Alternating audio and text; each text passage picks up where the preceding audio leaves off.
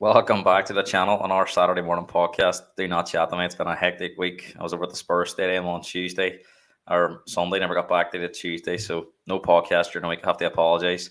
And we were going to do a podcast on Thursday night, but it ended up being no one was available. And luckily, we didn't do a podcast on Thursday night because I think everybody expected Liverpool to win comfortably. And we've got a big story to talk about. We'll be speaking a lot about Liverpool losing the advantage in the title race last week at Old Trafford. Obviously, then following that up with a big defeat at home day at Atalanta. Where does that leave Liverpool's season? We'll be looking at the fixtures again. We'll be looking at Liverpool, Arsenal's, and Man City. As it advantage Arsenal now in front on goal difference, or does their difficult run and leave it to Man City, who are just a point behind with easier games? We're going to get Stefan's views on the title race. We're going to be looking back at the Champions League. 4 brilliant quarter-final ties, all very much in the balance. Arsenal and Man City, very much 50-50 ties. PSG or Barcelona and Athletic Madrid have slight leads going into the second legs. We'll be looking as well. Is it all over for Liverpool and West Ham in Europe? Can Villa follow up a good performance at home away to Lille? What kind of team will Emery pick this weekend? Will be interesting. I really fancy Arsenal. We've seen Villa last time out when they had a big second leg. They played Spurs in between and they got thumped. So could it be a similar weekend for Villa? We'll be looking as well at that 5th place. So everyone was talking about that 5th place for the Champions League. Now hangs in the balance with the German teams and the English teams. Italy basically there. The 5th place will be Germany, will be England. And what kind of effect could that have in the final 6 games if 5th place wasn't enough for the Champions League? And we'll finish by looking at the weekend's fixtures and giving our thoughts on how the games will go. And in about 15 minutes' time, we should give you team news on the 12:30 kickoff Newcastle Spurs, which Stefan told me off air he thinks is going to be a bonkers game. And I agree. The last time Newcastle played in a 12:30 kickoff, it was a 4-3 one over West Ham with plenty of drama. So, Stefan, so much to talk about in the next hour.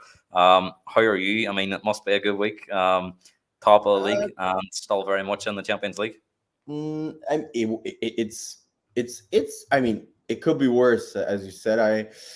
I was a bit disappointed with the actual Champions League game and seeing some of the actual reactions from people, saying that, Arsenal should have beaten and how could they not, like almost as if it was the end of the world that Arsenal drew. Yeah, they didn't have the best performance, but they still drew. And the more I see these type of reactions and just see how people view Arsenal nowadays, the more I realize how far Arsenal have come.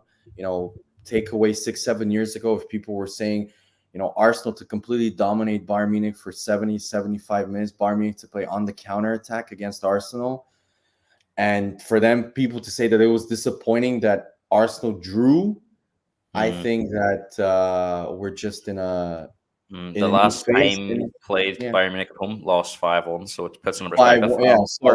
Yes, it was just it's nowhere near the same. And you know what? The game, just to give like a little brief finesse in terms of what I thought about the game. I was disappointed, but it just showed Arsenal were easily the youngest team in the Champions League, who have the least amount of experience. And no matter how bad Bayern are this year, these are players like Goretzka, like Kimmich, who have won Champions Leagues, who have won World Cups, who have been to big games, who have played so many games in terms of that type of big occasion. And yeah, I mean, could I hypothetically say if Ben White scores the goal, the game could have completely turned and it's very similar to the Jesus chance against Spurs in the North London Derby at 2-0. Arsenal on top. If they score, it's possibly game over. Funny enough, that game finished 2-2 as well. But that's the Champions League, and Gabriel and Saliba now, for I would say the 3rd game running, do not look like the same defensive pairing that play in the Premier League. In the Premier League, they look imperious. They look like they nullify Haaland completely. And whilst in the Champions League, they look extremely nervy. The amount of times I saw Saliba, Gabriel is not as good on the ball, but even him, the amount of times they just kick the ball forward compared to the way they play in the Premier League, it's just, for me, it's like they play like a shadow of their former selves. And Declan Rice too. Declan Rice is just running for the sake of running. Also, he did the same thing against Porto. They looked overly motivated, overly cautious. I just think they need to kind of just let go. And this is where I'm going to credit to all the Liverpool fans in the chat. If that was Klopp's team, this is what I respect, is that they might not be the best team this season, but they always play with this a huge amount of confidence. They play with this Yeah. like we're good. And sometimes I've noticed in the Champions League games, especially against Bayern Munich, and we play kind of we don't want to make a mistake in terms of we're too cautious. Sometimes just let go. Arsenal are better than Bayern Munich this year. The game showed it. Bayern Munich played on the break. They knew they couldn't try and play out of the back too much because they played out from the back in the first 20 minutes. They made a mistake. Saka scored. So Mm. I just think Well, Arsenal need I to mean, I play thought I thought the watching it, ball. Arsenal were night and day above Bayern Munich. But Bayern Munich just had that I experience. don't know about night and day, Gareth, but we were better. I thought we were. You could see that we were the better football league team on the day. But Bayern Munich were playing. They were clipping the ball, long balls on the wing, so Sane and for Gnabry to run onto. That was, and Mm, you know what? It was effective. It worked. But I mm, just thought Arsenal were two edged. Just look at the goals, Gareth. Do you yeah. remember ever Arsenal letting a guy run through Conceding, it them? was Or conceding. You look at the goals they've conceded in the Champions League, they've crazy individual errors. yeah, like that you never see in the Premier League. So for me, it's down to experience. I do think, however, I will give credit to Arteta and the team. They are better in the second game. I think the second game Arsenal will be better, and I think the second game suits us far more because in the second game, I think Arsenal are going to play far more defensive and far more on the counter attack. So they're gonna make Bayern try and play because Goretzka and Leimer are great off the ball in terms of running and making tackles, but on the ball, I think they're nowhere near Arsenal in terms of they're really poor. So Yeah. I think they're going to struggle against We'll Arsenal. come back to talk about them Champions League games in a bit, Yeah, Stefan. Few people have comments on here. There aren't any things to write about the experience. it Anyone was else? I see there's a obvious. few Yeah. watching, so No, make no, sure to I put just your yeah, comments on. yeah. To We'll put them Darren's on screen. point, no, no. To Darren's point, who are the two best Arsenal players? Zinchenko and Jesus. The two players that have played in big games, that have plenty of Champions League experience with Man City. Who looked the most confident? Zinchenko came on, and although he made a few errant passes, he was still trying. He was still getting on the Yeah. ball. He had confidence. Jesus changed the game. So for me, it showed that the two players that have the most confidence and the most experience were trying. Whilst you looked at Kivior, who has been really, really good. He looked nervous. Gabriel, the same. Saliba, all of the players that have had no experience, they looked a little bit lost. So yeah, We'll come back to talk about them Champions League games. yeah, Let's focus on the Premier League before we get back on them European games. Because I said we didn't do a podcast on Tuesday. I was in London, never got back till late. And the Champions League had already started, and I didn't really feel there was any point doing podcasts when there was great Champions League games on. So one, people wouldn't have watched, and two, I was looking to watch the games as well. So we'll get on it now, Stefan. I mean, all eyes were on Old Trafford on Sunday. I suppose before the Old Trafford game, everyone was looking at that Brighton game for Arsenal and thinking possibly Arsenal went there and done well. And we'll speak about that in a bit. But all eyes were on Old Trafford. Liverpool started like a house on fire first half, and then they should yeah, have been out of sight. And then they let United back into the game with a mistake at the back, and United almost won the game only for that penalty at the end. So I mean, a big blow for Liverpool because again, I think in the three games against Man United this year, they've had 93 shots in the three games if you include the league games and the cup, and they've only scored five goals, yeah. which is crazy. So I mean, has it a lack of? Have they just been profligate in these games, or why have Liverpool been unable to beat Man United because they've Yeah. dominated for large spell, not maybe for 90 minutes on all three games, but for large spells in them games, Liverpool have been the dominant team and Hmm. have maybe made a mistake or been caught in the counter attack, and United have punished them. And I mean, will they look back at these games against if they lose the league by 2 or 3 points, only 2 points against United in the league? Will they look back at them games and think they were the games we should have won? No, yeah. In terms of, I warned people last week. I was in the chat and people were saying 3-0 to Liverpool, 4-0 to Liverpool. I was like, guys, this is Old Trafford. Never works like that there. No matter how bad Man United are, they always get up for Liverpool, for Arsenal, for these type of teams, and it's never that easy. I honestly, even though they had, for example, the FA Cup game, I thought Man United deserved to win. I thought they were better. I thought they had the better chances. The stats showed it. For the other games, although they had a lot of chances, if you look at that game specifically that we're talking, the 2-2, I would say they had two or three kind of clear-cut chances. Apart from Yeah. that, the shots weren't They weren't like, They were outside the box. yeah, this wasn't like, okay, he has to score that. So they did the shots, I think, kind of mislead that they really kind of had that it should have been 3-4-0. They did have plenty of goal. However, I'm gonna go back to the first 5 minutes of the game. What happened? It was a warning sign. Man United broke, and if Bruno wasn't that slow on the ball and immediately passed it through, Garnacho scores that. He actually scored it, but he was slightly offside because Bruno took too long on the ball to play the through ball. So I thought that was a warning sign for you're playing too high up against. They're gonna break. They're not good, but you give them opportunity to run with the ball into space. They have the players to do that. And I think over time, that's exactly what happened. I thought in the second half, that United didn't have a shot at all in the first half. Yeah, And they the didn't have. first. I mean, like, how can a team be that dominant and only be 1-0 up? I think Szoboszlai must. I think the big chances here, Szoboszlai must two of them. Szoboszlai, but again, it was quite difficult because the ball was going away from him, and he had to angle it with his weak foot. It was a good attempt, but it was actually a really good save from Onana. But they didn't. And I've said it all season. Nunez as well. Nunez is costing them in big games. Yeah, I mean, you're either going to get a ridiculous, Nunez is the ultimate, Jack. You're either going to get a finish that you're like, how did he score that? Or you're going to get a miss that, it's harder to miss than to score. So Nunez didn't play very well. I thought their whole front line was look, Liverpool fans can hate me. I know he scored goals and stuff. I think he's awful, guys. I think he just runs around like a headless chicken and does nothing. Ball just bounces off him all the time. Luis Diaz, I don't see what the hype is about him. I think Mane and Firmino are complete levels above him compared to we're comparing because he's kind of the replacement for them. Yeah. And I know Nunez gets a lot of heat and he gets a lot of criticism, but I think Nunez is better than the more I watch Luis Diaz, the more the amount of productive things that he does during the game compared to how much he loses the ball, how much he runs into blind alleys. I think he cost them in the game. I thought he was really, really poor in that game. I thought he kept running with the ball when he should have passed it. And then sometimes he kept slowing down the play. I thought although I thought Nunez missed a lot, I thought Luis Diaz was the worst player in terms of attacking. Stefan, when does Ramadan end? Because Salah hasn't looked himself during this fasting period.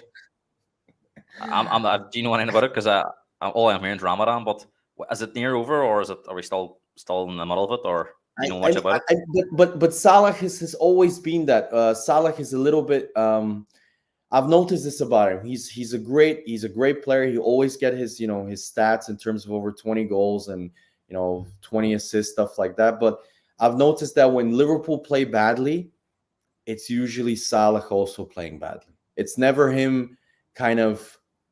I mean, Darren's a bit dramatic. Yeah, Darren's a bit dramatic.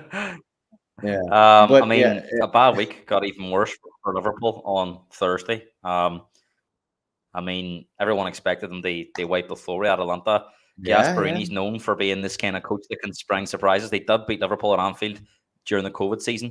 Now, funny enough, they beat them 2-0 at home and then lost 5-0.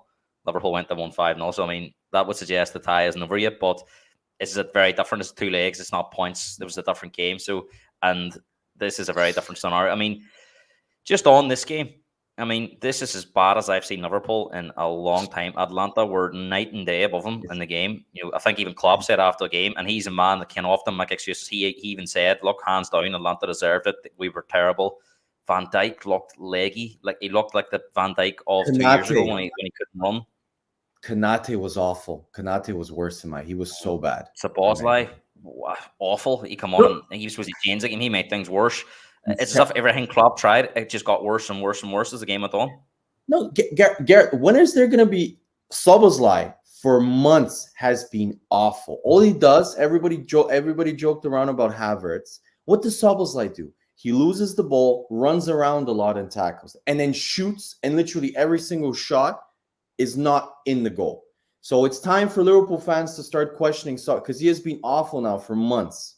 So he was awful against Man United. He was awful. I know what they're going to say is, oh, he ran a lot. Okay, he's a midfielder. He doesn't, apart from, that's not his job. He's supposed to score goals. He's supposed to create chances. He was not good against Man.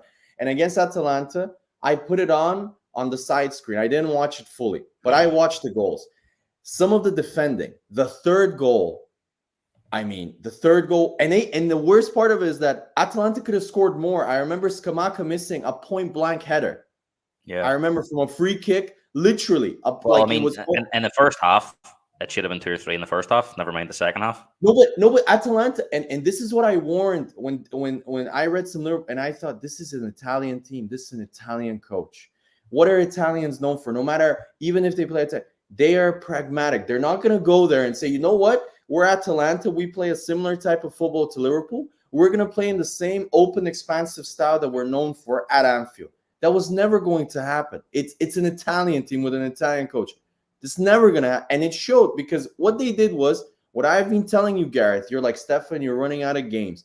That type of defensive, it caught up. I told Darren this in the chat. It caught up. And I told him that these chances at one point they're gonna bite you, and they did against Atalanta, because even in the first 2 minutes, the one that just had Kelleher in the fist, that was a big let off. You know, he just had someone in the fist. He didn't know anything about it. You look at let's just go back to games before the Sheffield United game. They got away with it against Sheffield. They had Chelsea in the League Cup final where Cole Palmer, where it was harder to miss than to score.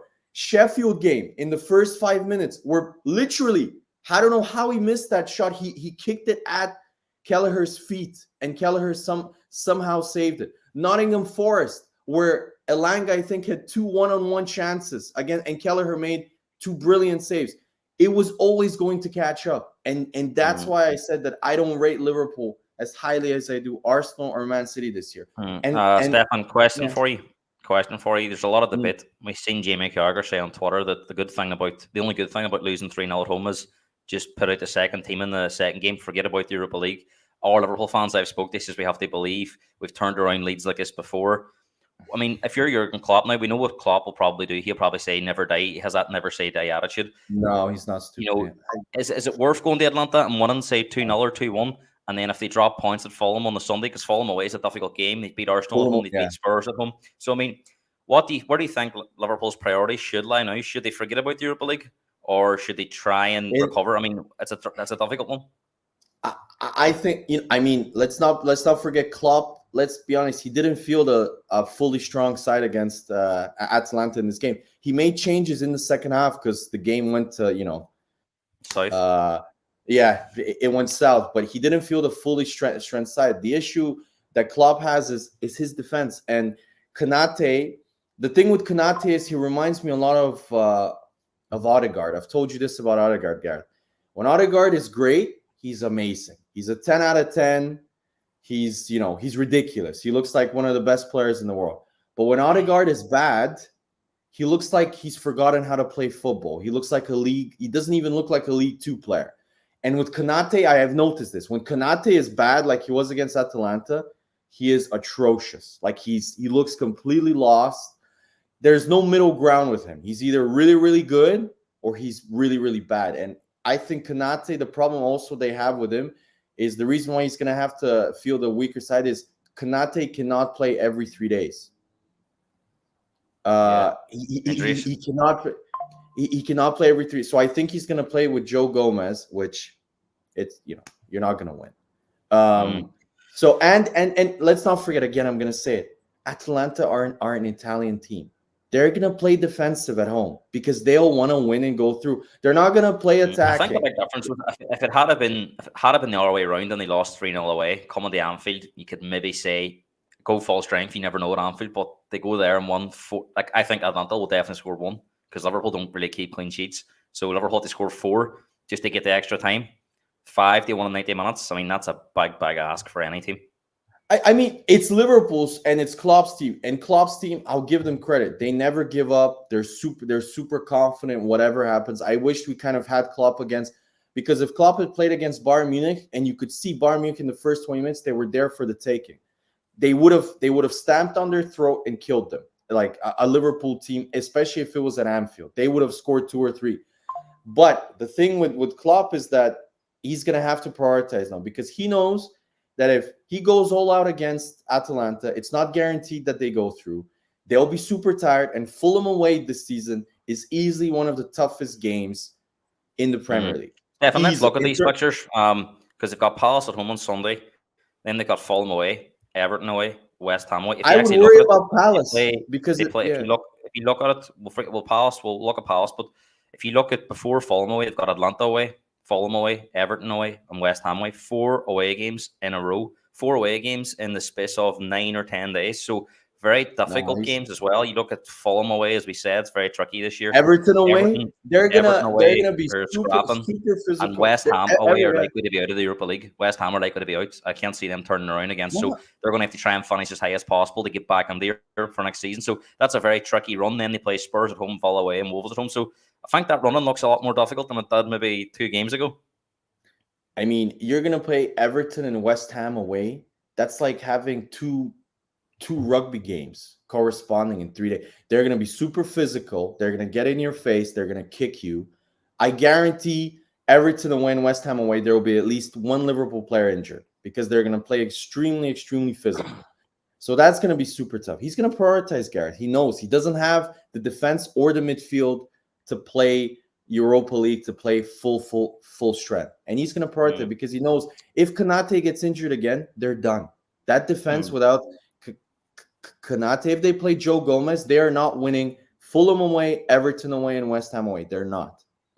So we're going to come back to that. I was just going to break away 1 second, give you team news on the Newcastle Spurs game. So Newcastle have Dubravka, Murphy, Kraft, Schär, Byrne, Longstaff, Guimaraes, Anderson, Harvey Barnes, Isak, and Gordon. Spurs, Vicario, Porro, Romero, Van de Ven, Udogi, Basuma, Bentancur, Johnson, Madison, Werner, and Son. And we'll come back to discuss that game at the end of the show. So that's just your team news ahead of the game. Kicks off in just under 1 hour's time. Let's look at Arsenal in the title race because they went to Brighton and got a massive victory, a very impressive victory. It's probably the best performance I've seen in Brighton in a long time by an away side. Brighton never really got near Arsenal, the goal at all. And Arsenal, I mean, he did need a penalty. I mean, I thought it was a penalty. I'll ask you your opinion. There's a lot of controversy. I thought it was a penalty. He got more of the man than the ball.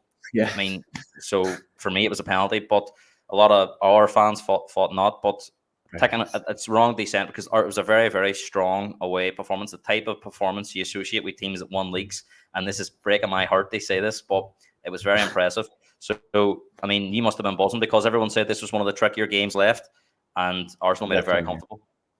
No, I was super impressed with the way we managed the game in terms of, for me, that's a sign of a champion where you don't have to play always at 100 miles an hour and play attacking. Arsenal would score a goal, then they would back off a little bit, play defensive, hold the lead 5-10 minutes, then immediately take over the game, score another. It was an extremely well-managed game from the squad, and I was super impressed with the way it was. A very mature performance, but just the way we actually play, and that's why I was so Gabriel and Saliba from that game compared to the way they played 3 days later against Bayern. It was night and day. So for me, I mean, Bayern are better than Brighton, but Brighton away is a super tough game. I mean, Gareth, as a Spurs fan, he can remember how Brighton could have, in the first 60 shots minutes against us. Yeah, they completely they have battered teams. And Brighton against Liverpool. Liverpool fans forget the first half. Brighton should have been 2-3-0 up. They completely battered Liverpool. So only their second home defeat in the league this season. The first one being in August. So they haven't lost there since August. So shows you that even though they haven't been at their best as they were last year, it's still been difficult for teams to go there and get 3 points.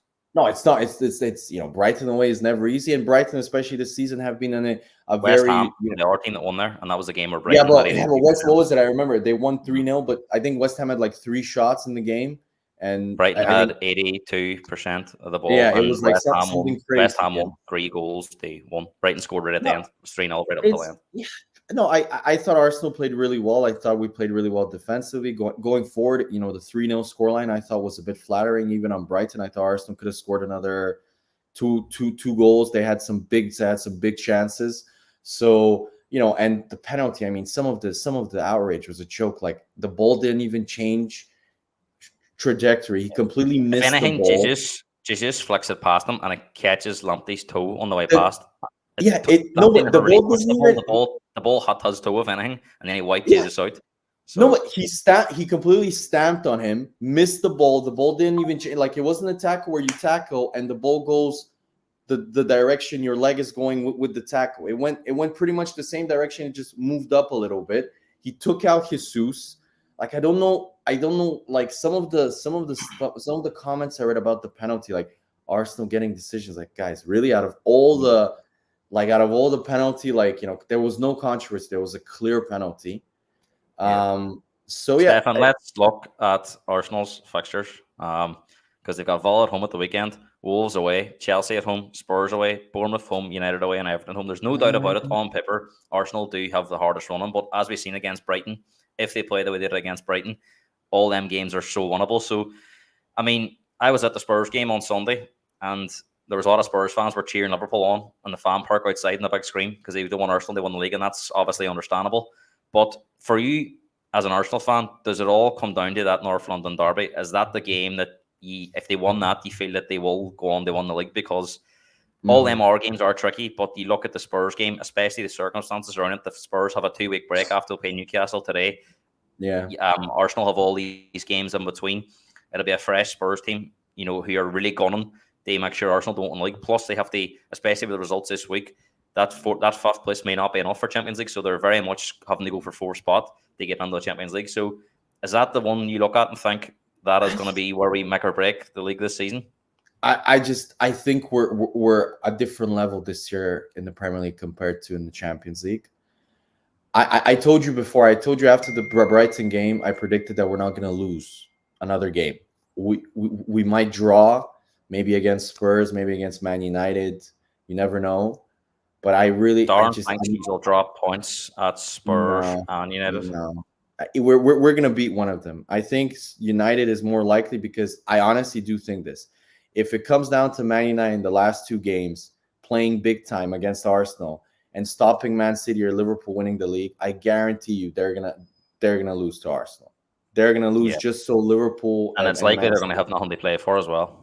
Yeah, so they've got nothing, and I'm predicting Man United are gonna collapse in the next like 3-4 games. I think they're gonna really go down. So I really think they're gonna have absolutely nothing to play for by the time they play Arsenal. That's more likely. But Gareth, you said something very interesting. Spurs are gonna have to play because fifth place doesn't look like it's gonna happen now. And Yeah. and I'm Well, sorry to say, from what Gareth, I'm hearing, Spurs. it all Yeah, depends no, on but Arsenal Bayern Munich. From what I'm hearing, yeah, but Spurs and pressure and expectation that doesn't go well. So you could say the in same for terms of this, yourselves. huh? You could say the Yeah, same for but Arsenal. in terms of over the years, Arsenal have had moments where they have succeeded. FA Cups, Yeah. stuff like that. You haven't. So let's see. I mean, you have no excuses. You have a fully fit squad. You have 2 weeks rest. So if Arsenal get a point or even a win, they're gonna go. Arsenal are gonna go for the win. But I know if I'm Arsenal, I'm gonna play defensive against Spurs. Hope for set pieces and something on the break, just so the game is more Do you important think for us if they not were to to. won, do you think if Arsenal were to won every game and draw at Spurs, that would be enough to win the league? Yes, I don't think I don't. Hmm. I think Man City are gonna draw points. I really do. I don't think they're the same. They concede goals pretty much every game. Like they conceded two against Palace. They conceded who did they play? They conceded. I forgot before that. Like they're not the same. They're not the same team defensively. They look leggy. They're getting injuries too, and I really think that Rodri. I don't know how this guy functions. He's played every single game, and he's gonna have to play every single game now for the whole month, and they don't have a replacement for him. So they're gonna have to, because if Yeah. Rodri goes out, you guys know their win percentage I think drops by like 25%. So Hmm. let's see. I So mean, it's Man the City, as same you with it's say, are just 1 point behind Stefan. So let's have a look at their fixtures. Luton at home, Brighton away, Forest away, Wolves at home, Fulham Brighton. away, Spurs away is the game just before the season How are finishes. these easy At West games? Ham. What are people smoking? How are these easy games? Brighton away last season. I think did they draw or did they just win? I They think they drew. won two. They drew. No, they drew. Forest away, in my opinion, is one of the most underrated, difficult away games. You never beat Forest. They drew last season against Forest. You What I'll never say beat is Forest. in the Brighton game is being played where the Spurs game was last year. Man City had already won the league against Chelsea on a Sunday, so the Brighton game they drew and then they lost to Brentford. So that was kind of two meaningless games. I remember the Forest game. I think that was the last points they dropped before they won every game until they won the league. Yeah, it was like I remember they were leading 1-0, and then I think Chris Wood scored in the last. It was the game after they beat you at the Emirates. They drew by Forest. Yeah, so not I remember, and Forest away. You never go there and beat them 3-4-0. You just don't. It's a super tough away ground. It's Nuno. He's going to play with a super deep block. They're going to break on them, which something that Man City have really struggled with against teams. So that's not going to be an easy game. Brighton away is not going to be easy. Fulham away. Spurs, it's their bogey ground. They never do well against. Even this season, I know they were unlucky in that game, but they drew 3-3. So Spurs always play them well. But knowing Spurs, they're gonna, if Arsenal is still involved, they're gonna lose for sure. Definitely depends. I mean, from a Spurs perspective, right? If it is only fourth place and we're neck and neck with Villa, even if it means Arsenal won the league, we have to beat Man City for our own. You can't think about ours. You have to think about do your own job. So for me, if Spurs beat Man City, gets them top four and gives Arsenal the league, then so be it. That's not our fault. At the end of the day, we have to look after ourselves. So at the end of the day, Arsenal won the league wouldn't be a good thing for Spurs, but would I rather be in the Champions League next season or playing Europa League football? I'd rather be in the Champions League. Gareth, I agree, but I remember watching a report on, I think it was a day or two ago on Sky Sports News. They were asking, would you rather get Champions League football this year? That's all for the cameras. Or not get Champions League football and stop Arsenal from winning the league? And every single Spurs fan, every single one they interviewed.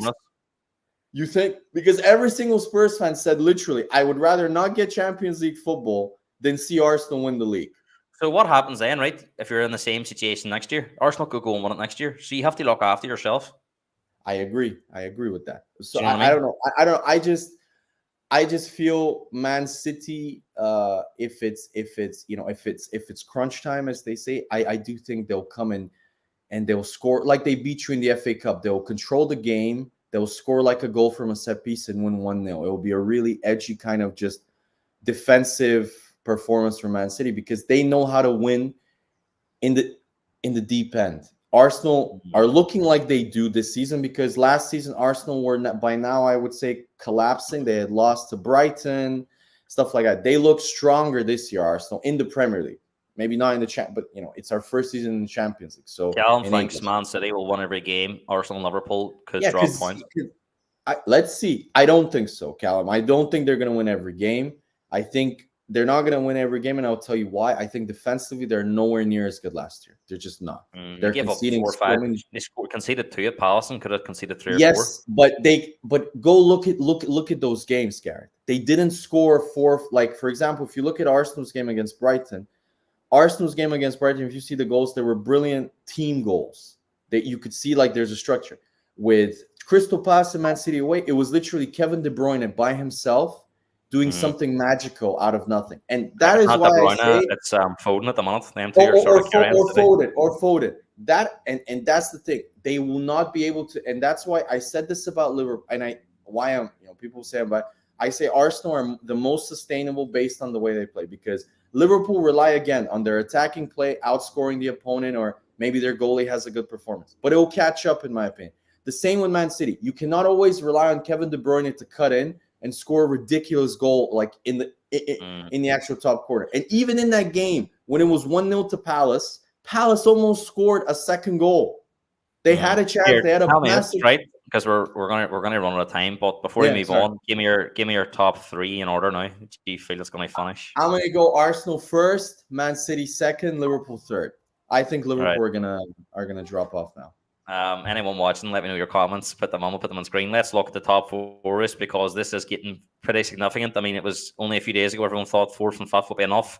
From what I'm hearing, if everyone expects Leverkusen, they beat West Ham, which they should do, 2-0 up. It's going to come down to Arsenal and Bayern Munich's tie. So Spurs fans might find themselves in an awkward position of maybe hoping Arsenal knock Bayern Munich out and then lose an hour game and then lose the Man City in the semi-final. I don't know. But this is crucial in terms of 5th spot. So And at the minute, I don't really see anyone else get involved. I really do think it's either Spurs and Villa in the Champions League or one of them go on because fifth place isn't enough. I don't see United now getting involved too far behind. So No, this is a they're difficult one. terrible. And at the minute, Spurs probably have harder fixtures.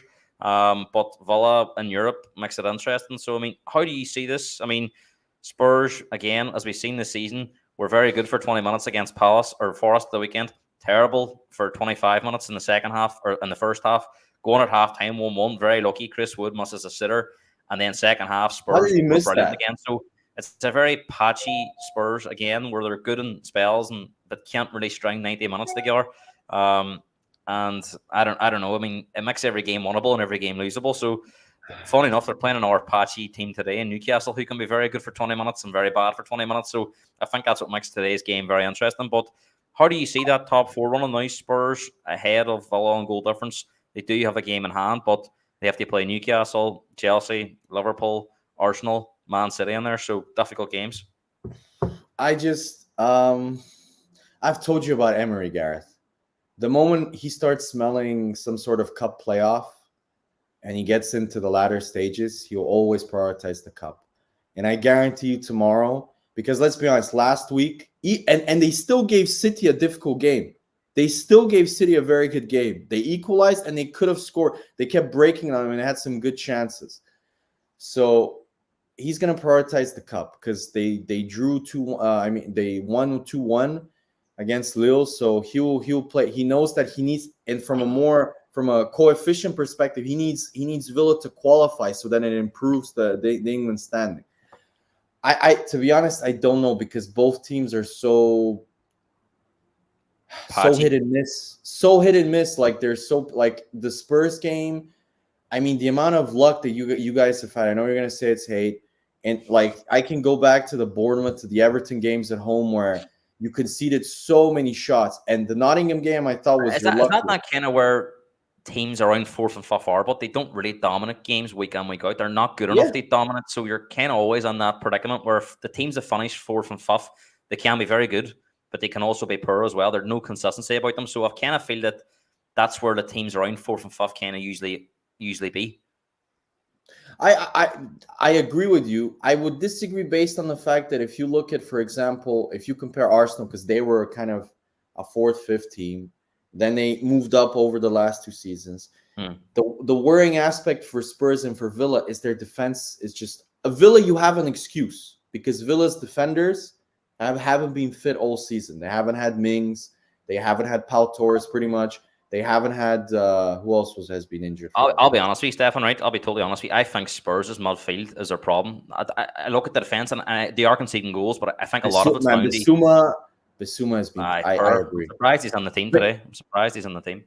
No, and that is the issue. He was horrendous against Ford. His defensive, and you know what? And you know what the funniest part of it was, Gary? Whenever we question coaches, I remember before people at Man United would be like, "Why doesn't Mourinho rate Pogba? Why doesn't Mourinho rate Martial?" And you're like, these are top coaches. They have seen top players. They know what it is to win. People question Conte, and Conte, I remember, came out in a press conference and said he doesn't understand the role. He doesn't. And watching him, you can tell his defensive awareness. Mm-hmm. For example, the goal that Forrest scored. Where if that was Declan Rice or Rodri, they are reading that play and they are covering and they're immediately going toward. He didn't read the play. At times, I would say he even looks lazy. He doesn't track back at times, which to me as a defensive midfielder, that's your job. So I honestly think I'm reading that Spurs' priority for this summer is a center back, and I read a winger. I think a number 6 should be your number one. I think Højbjerg's moving on. So they will replace him. So I think they will look at a number 6 too. Have they? Because I mean, I look at Spurs' back four, and I think how many of them players would you not want? You know, Porro's been very good. Udogie's been good. Van de Ven's been getting all these praises. I'm going to stop you. Udogie over the last few months, Gareth, has been a complete liability defensively. He's had a bit of a drop off, but he's only 19, so he's going to get better. But Gareth, that's the problem. You need competition. You need to give the guy a break. Udogie defensively, if you go back to all the games, the Luton game, the Forest game, Yeah, he's had a bit of a dip, but he that's has been, he expected. has When you're been, 19, you're not going to come on and be brilliant every week. I agree, but next season when you play European football, he's going to get injured if you play him every single game. Two, he's gonna have ups and downs. He's gonna need a break. You're gonna need Ben Davis, and the replacement Ben Davis is nowhere near. He doesn't I replace will him have in to sign a terms of, left back. They give, but I think, as I I said, don't getting know. back to the point, I'm Stephen, reading. I think Spurs' midfield is their biggest problem defensively. It's when they lose the ball, they're wide open.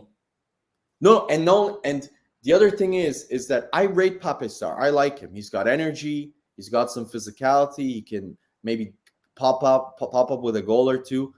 But you can see Pape Sarr is really raw in terms of his tactical awareness, like where to stay on the pitch. And I think the next few years are going to be key for him, whether he's going to be a good player or he's going to be a hit and miss type of player. Because if you don't coach him and you teach him how to position himself in the midfield, how to know when to go forward, when to drop, because he looks like he plays just kind of on instinct, kind of like Basuma. And that, I think, is the biggest issue. Your midfield looks disjointed when you make a mistake and they break on you, because your midfielders don't know where to stay and they don't read the play. They're just on instinct. Like, he runs forward and then leaves a massive space behind him when it's not necessary to do that. And I think Pape Sarr is an example of that coaching is very important, and you need to be kind of like, I don't know, who should I? Rodri. Remember Rodri in his first year and a half at City? He looked awful. He looked completely lost. But It then he will be started. interesting to see a lot of these young players you say are raw and how they improve. But there's an argument, maybe, Stefan, the Champions League might come too soon for these players as well. I disagree with that. I think any sort of experience, whether bad or good, Gareth, is important. Even if you guys don't do well in the Champions League and you get beat pretty badly, I think it will be even if Arsenal now go out of the Champions League, people forget they're going to criticize Arsenal if they go out to a bad Bayern team. Man City in their first 4 years went out to Spurs, Monaco, Lyon. Like, people, yeah, okay, everyone. There's a question for you, Stefan, in the chat here. Callum's looking to know what your thoughts about Partey has been since he's returned. Yeah, he was terrible against Bayern, but he's been out for 5 months, guys. What did you expect, in terms of him to hit the ground running? I really rate him as a player, but of course he needs to be better. I wish he could play instead of Jorginho in the midfield, but you can see he's really, really rusty. He looks off the pace because he's missed 5 to 6 months of the season. Stefan, final thoughts on the top four race. How does it end?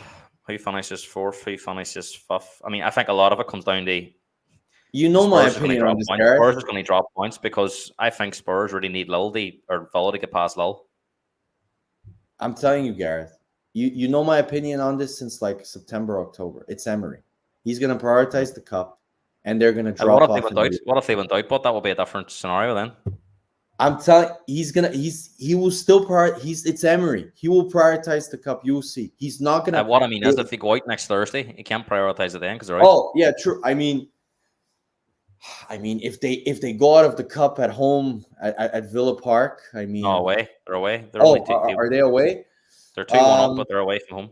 Yeah, I mean, yeah, in France, and Lille have a fantastic home record. Yeah, the atmosphere is really, really raucous in France always, so they're going to be really up for it, Lille. And knowing Emery's away day performances, I remember even at Arsenal when we got to the Europa League final, we lost 3-1 at Rennes. So yeah, he doesn't. We need a win today. You need to win. Yeah, you cannot afford to drop points before your key. What was it? You have you have us, Liverpool, Chelsea, and Man City all in the space of a week and a half, right? So, yeah, you need to win today, which I don't see. I think Newcastle are going to be really up for it. And not only that, Newcastle's form is slowly going up. They beat Fulham. We'll get your thoughts and your prediction at the end, just quickly, because we're running out of time. We're going to get into the Champions League and the predictions for the weekend. So, I mean, it was big news this week. Everton dropped Doc.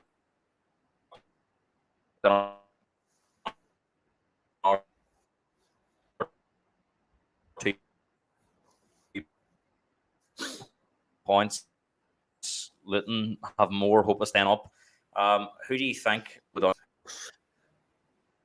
Who do I think is going down?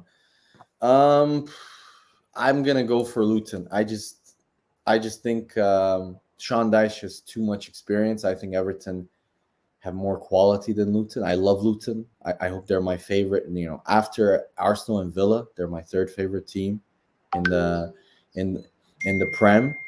And I just think Luton just are too naive. I'm sorry. Like, you cannot go away to Arsenal and try and play out from the back, or away to Spurs and like teams that have far more quality than you, and just play that open. And I think that's going to be their downfall. I love their coach. I love some of their players, but yeah, I think Everton have too much, even with the 2 points docked. So yeah, for me, it's going to be Luton. Will be interesting to see. Let's quickly look at the Champions League, because we spoke about it at the start of the show. Arsenal involved in a brilliant game against Bayern Munich. Madrid and Man City the same. Brilliant game, Stefan. I'm really looking forward to the games again this week. I mean, all 4 Champions League ties hanging in the balance. To be honest, I watched Arsenal Bayern Munich and I watched PSG Barcelona. They were the 2 games I focused on. I've seen highlights of the other games, but I mean, it looked like 4 great games and they all hang in the balance. I mean, we haven't got a lot of time here. We've only got about 15 minutes or so. So, Yeah. how do you think the semi-final lineup is going to look like? We know it's Man City, Madrid, Arsenal, Bayern Munich on one side, PSG, Barcelona, Atletico, and Dortmund on the other side, and they're all very tight. How do you see that semi-final lineup? I don't know, Gareth. Like, I honestly can't. Like, even Arsenal Bayern, I really can't make a decision, because I think we're better than Bayern, and I think if we played against Bayern, I would say to 30 to 40% of our ability. The way we were so nervous and stuff, and I've never seen us look so open. Like, we've never looked this open. I mean, yeah, okay. I mean, yeah, it was. I thought. I mean, in the rule book, I checked this out. In the rule book, it says you give a penalty to someone if they gain an advantage. An advantage from it. It was clearly Arsenal didn't gain an advantage. Shouldn't have been a pen by the letter of the law, yes. But then again, you can argue that 20 minutes prior to that, or what was it, 10, Harry Kane should have had a clear red card. I don't care what everyone says. He looked back and completely did this on purpose. So for me, that was a clear red card. So Arsenal can argue that there was. What was your thoughts on the Saka incident at the end? I thought, as I mean, Darren can tell me as a Liverpool fan, because the Harvey Elliott penalty against Man United was exactly the same thing, except the Saka one, there was at least Saka initiated contact. The only difference was that Wan-Bissaka slid, so it looked more egregious. But if you look at replays, he doesn't touch. I don't think the Saka one was a penalty. I didn't think it was. I mean, I didn't think it was a penalty either. I just got annoyed because I know that if they had given it as a penalty, Garrett, they would not have overturned it. So it was a 50-50. Like, if they had not given it, they would not have looked at it. If they had given it, it would have been a pen.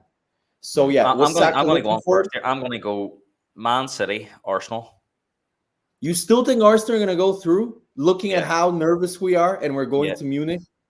I think it'll be a different type of game. I think Arsenal. I think there's a lot of pressure on them at home. With how Bayern Munich have been playing, everyone expected them to just wipe the floor with Bayern Munich. It was never going to be like that. I think it's going to be a long night. I think Arsenal will just have. I think, you know the difference between the 2 teams? I think Arsenal are going to have a better game changers. Trossard, Jesus can change games. I look at Bayern Munich's subs, they only made them weaker. I don't think Bayern Munich have the same level of player on the bench that Arsenal do. So I think that's going to be a game. And they have some key players missing. They have Gnabry out; he's injured. Davis is suspended, so they're going to have some key players missing. So I don't know. Coleman doesn't look that. Coleman's only back from injury. He didn't look that fit. So I think Kane and Sané would have to have 10 out of 10s for plus their defense. Watertight. And there's a mistake in Eric Dyer. You watch. There's a mistake in Eric Dyer. He was. If you watch the goals, he was the reason for both goals. He was the reason for the Saka first goal, because he backed off and gave him space to shoot into the corner. And then the Jesus goal, he completely left the space. I mean, you could argue De Ligt and him were at fault, because Jesus, completely fainted De Ligt and left him on the floor. but then Dyer went into the space and left Trossard open completely. So again, he was at full I think it's going to be a long night. I can see it going extra time, but Yeah, I think same, Arsenal will same. just get free. I think Bayern Man City will. It won't be easy, but it'll be comfortable enough against Madrid at home. I think they'll be too strong. Yeah, I'm going to go with Barcelona. They hold PSG. I think they'll have I enough. don't think so. I And don't. I'm going to go for Atletico to grind out a result in Dortmund, a draw or something to get free. So, and Yeah, I'm I'm going to gonna go one go. further. So I'm going to go Man City, Arsenal, and then I'm going to go Barcelona, Atletico. I'm going to disagree with your opinion that Barcelona have this great record against Atletico, but Atletico, if Barcelona defend the way they did against PSG, Atletico will pick them apart. Gareth, So I'm going to go for Gareth, Man City, Atletico final. Gareth, no. Go look. It's not a great record. It's an atrocious record. Simeone, since he's been in Atletico, has never won at the No Camp. He has Yeah, but never he won. knows how they won the Champions League. Yeah, but not against Bar. He's terrible against Barcelona. He is. It's his bogey team. Quickly, give me your semi-final and final. How does it go? I'm gonna go for Real Madrid, Bayern Munich, and PSG versus Atletico are not the same team, man. They would have never conceded. Old Atletico would have never So you're gonna conceded. go the four opposite to me? Yeah, I have a feeling. I think Dortmund are gonna beat them because Dortmund only scored a goal, and the last minute they missed the clear. It could have been 2-2. At the crossbar. I think because the game is going to Dortmund and Atletico are not the same team. They concede goals. You think Man City and Arsenal both going out? I think so. Yeah, I think Real Madrid, the way they play and the strengths that they have, are perfectly suited to the weaknesses of City. I really do. On the break, Bayern, Madrid. I think both Arsenal and Bayern and Man City Real are going to go to pens, Gareth. So you're going Madrid, Bayern. You're going PSG, Dortmund. What's the final? The final will be Real Madrid versus PSG. Who wins it? Real Madrid. I'm going Man City. If I go Man City, they won the Champions League. Right. So quickly, just quick fire questions here. Are Liverpool and West Ham out of the Europa League? Can they get through, or is it gone? I think West Ham have a bigger chance because they're going back to London and one goal. You know, it's only 2 goals, so there's no away goal. So yeah, Leverkusen. You know, West Ham played disgusting football against Leverkusen. So I think Leverkusen do have a little clangor in them in the Europa League. I remember against Karabakh, they almost went out away. I think West Ham play really well at home in Europe. And if they score first, it's going to be a long day for Leverkusen.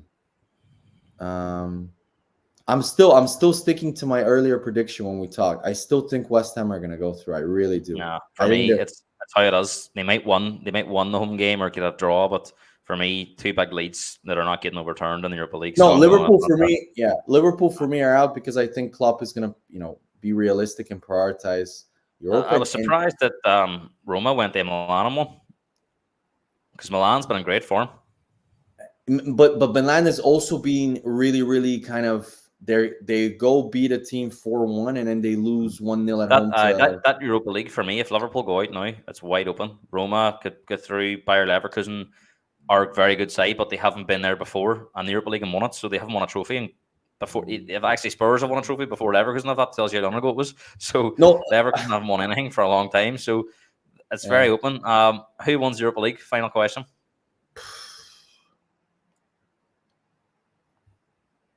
What was the score? Roma Milan? I forgot. 1-0 Roma, but Roma are at home now. They have a new coach who was their former captain. De Rossi. I'm gonna go for Roma, Gareth. I'm gonna go for Roma. Last year's beaten finalists. Stefan, we've got about 5 minutes, so we're going to fly through these games. Quick fire predictions. Let's kick it off. Newcastle Spurs kicks off in about 20 minutes time. Score prediction. 3-2 Newcastle. I'm going to go for a 2-2 draw. I think it's going to be open, but I think we're not going to win. 2-2. Brentford, Sheffield United.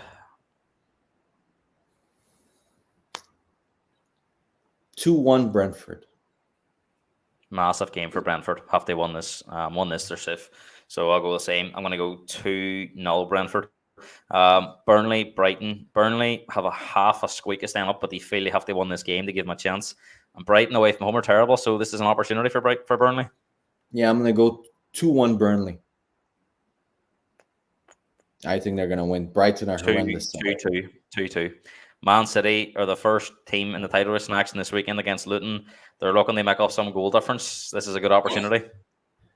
They're going to play the same way Arsenal played against Luton at like first, second gear. I'm going to go for 2-0 Man City. No, actually 4-0 Man City. 3-0 Man City. Forest against Wolves. Big game for Forest.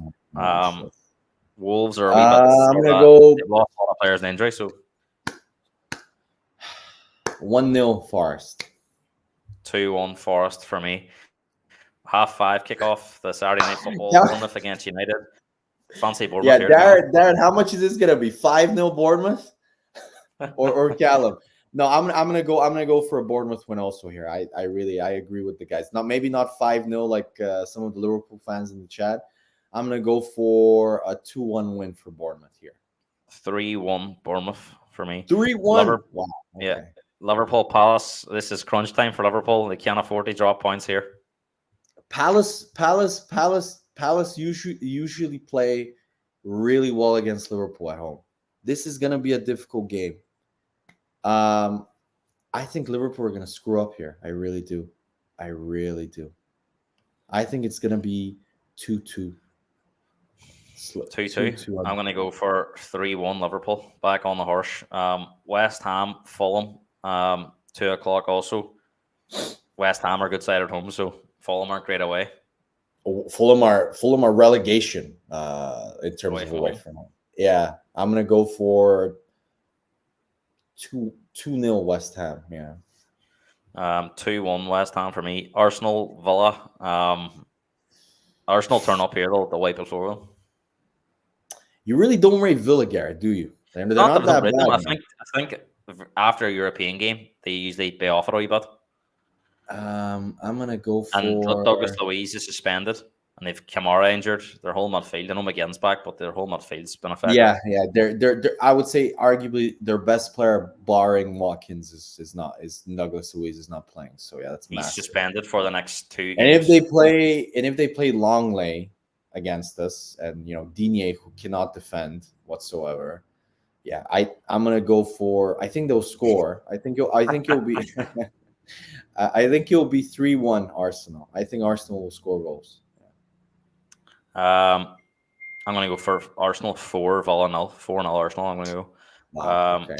Same score line we beat them. And finally, Monday Night Football, Chelsea against Everton. Mid-table clash. Well, Everton's on the scrap. You know what? I'm going to say this right now. Everton are going to break the terrible record. Points against Burnley and Sheffield United in the last 2 weeks. Everton always play tough against Chelsea. And I'm telling you right now, I think Everton are going to break their terrible record and win 1-0 here. Chelsea will win this. I'm going to go for 1-1. Or that, yeah. As the weekend's predictions. Liverpool or Newcastle Spurs kicks off in less than 20 minutes time. We're going to jump off there to watch that. If you're new around here, make sure to like the channel, subscribe for more content. Stefan will be back on for the North London Derby podcast in 2 weeks' time. Between now and then, there's so much football to be played. It will be interesting to see where we are. I'd like to thank the viewers for their comments and their interaction on the podcast. Stefan, enjoy your weekend of football, and we'll see you very soon. You too, man. Thanks. See ya.